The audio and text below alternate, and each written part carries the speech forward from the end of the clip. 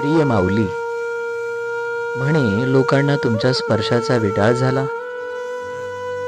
तेच लोक आज तुम्हाला पाहण्यासाठी तळमळ करतायत. आंघोळ करण्यासाठी इंद्रायणीकडे आलात, पण इंद्रायणीत आंघोळ करू नाही दिली. तीच इंद्रायणी आज तुमच्या भेटीसाठी आसुसली आहे. ज्या लोकांनी तुमचा तिरस्कार केला तेच तुमच्या पूजेला समोर उभे आहेत. तरी सुद्धा तुम्ही प्रेमाचा सागर आहात माऊली. द्वेषातही माया, अन्यायातही करुणा दाखवली तुम्ही. तुमचा विठ्ठलही आज समाधीजवळ शांत उभा आहे.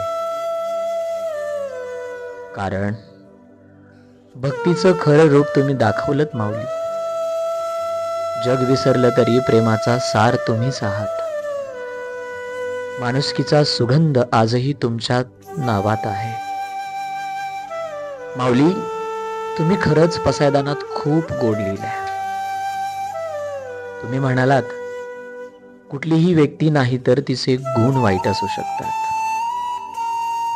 जे खळांची व्यंकटी सांडो, तया सत्कर्मिरती वाढो, भूता परस्पडे पडो मैत्र जीवांचे.